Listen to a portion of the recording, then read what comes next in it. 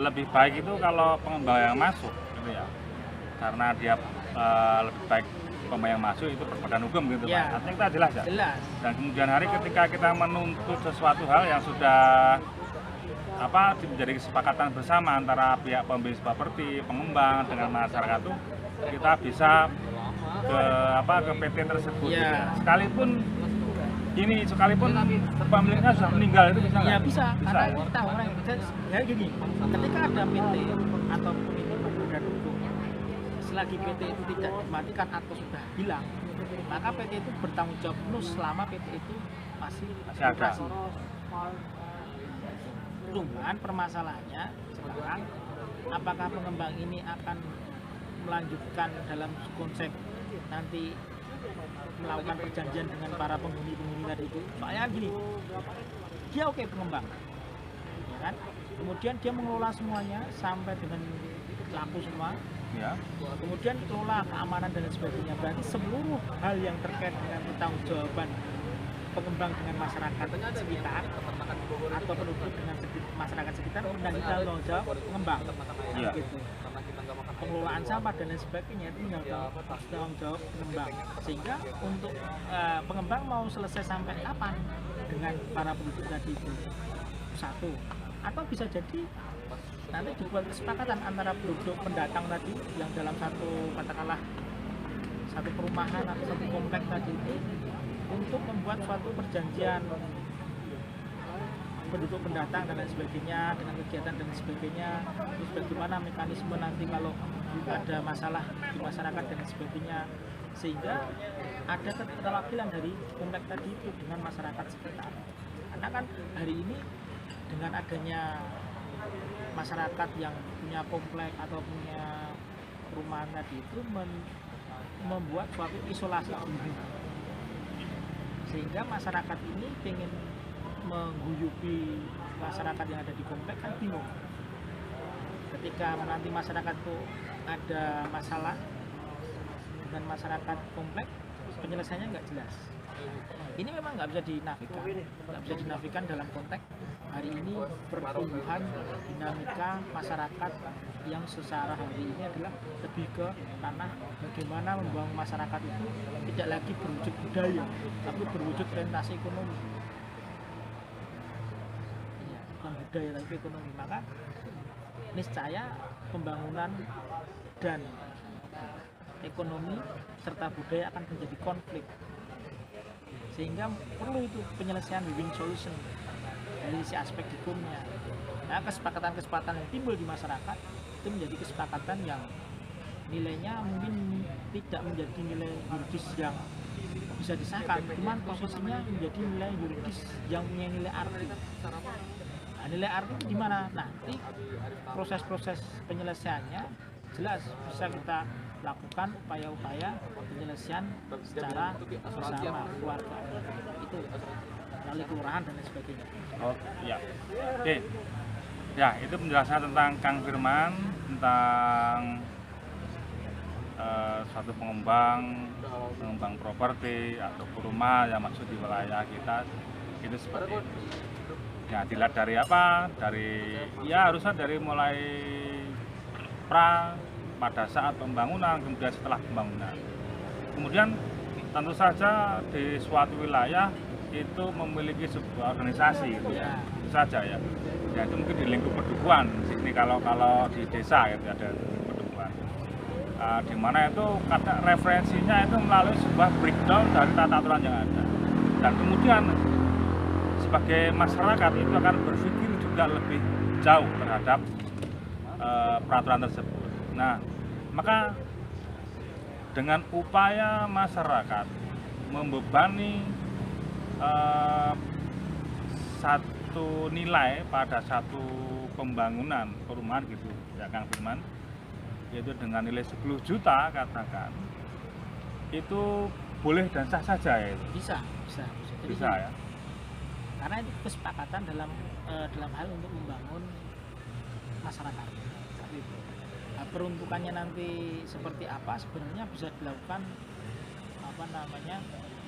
mediasi. Contohnya gini, seandainya itu misalkan pembangunan kontribusi lah atau Iya, kontribusi. kontribusi atau sumbangan lah.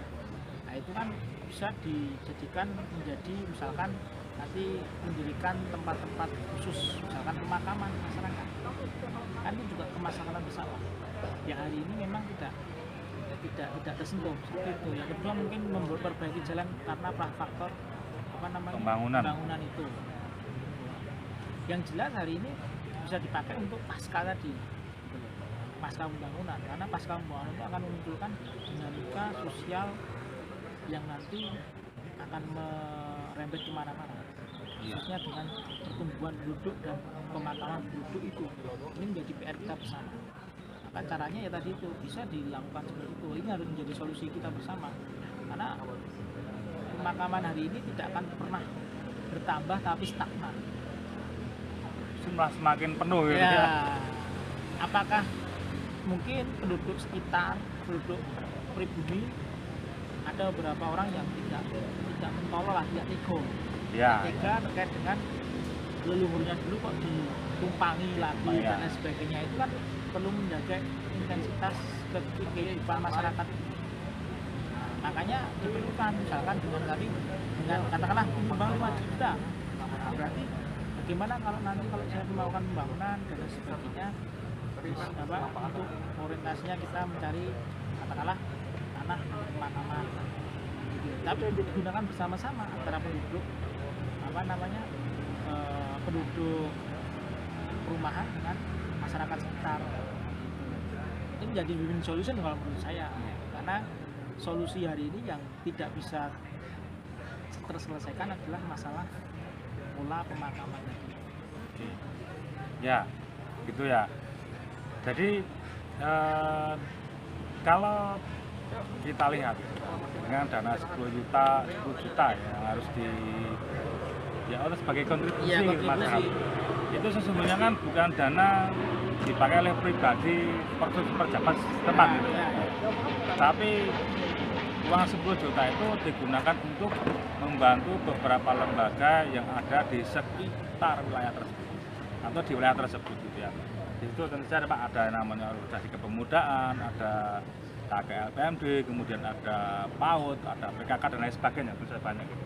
Nah, kemudian juga itu diperuntukkan untuk pembangunan wilayah setempat. Artinya ketika pengembang membayar kontribusi 10 juta, itu juga nanti peruntukannya kan untuk yang menempati juga Pak. Ya. Ikut lewat, juga ikut penduduk setempat itu, kemudian boleh bersekolah di PAUD gitu ya. Ya. Anaknya pun yang masih muda boleh ikut organisasi pemuda. Nah, itu artinya kan ada sebuah timbal balik gitu. Ya, artinya guyup lah. Ya. Guyup itu penting untuk menyelesaikan permasalahan. Apa? Karena pada prinsipnya ketika nanti ada pembangunan di desa itu atau di dusun itu, otomatis pendatang itu tidak lagi mencari pendidikan di luar desa itu. Gitu. Dia bisa memanfaatkan potensi yang ada di desa itu. Iya. Jadi pembangunan selama pasca itu menjadi terbentuk, desa itu juga bisa maju. Hari ini kan yang kita lupakan juga masalah terkait dengan pasca itu, ketika orang membangun dia cuma numpang, istilahnya Indonesia tidur terus pergi malamnya kan itu Ya. dan lain sebagainya. Karena apa?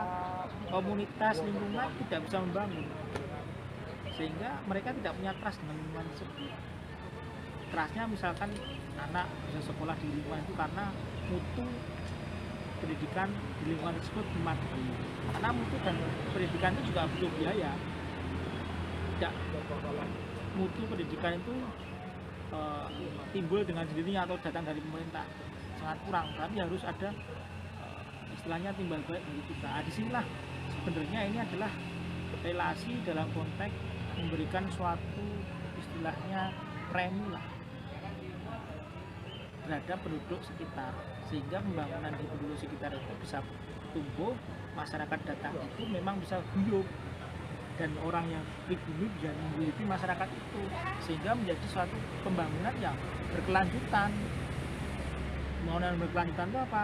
Artinya ya sekolah bisa maju karena datangnya penduduk baru, yang kemudian tumbuhnya sekolah-sekolah baru, kegiatan-kegiatan masyarakat baru. Nah, ini kan bisa berkelanjutan, artinya adanya pembangunan permukiman ini bisa menumbuhkan pembangunan yang berkelanjutan di satu desa, dusun ataupun kota itu. Ya. Berarti 10 juta itu bukan merupakan pungli, Pak ya? Iya, bukan. Kalau memang untuk tujuannya kegiatan masyarakat yang berkesinambungan, yang berkelanjutan, jadi dikelola dengan benar gitu loh. Ya.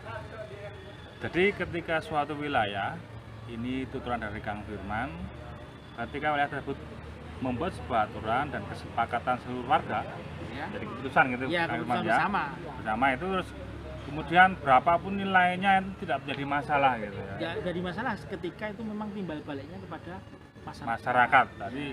Dan pembangunan itu kan tujuannya bukan untuk perorangan atau berbagai hukum, tapi Ya. pembangunan yang sesungguhnya adalah ditujukan untuk kesejahteraan masyarakat. Itu kan diamanahkan dalam preambul Undang-Undang Dasar 1945 pembukaan itu.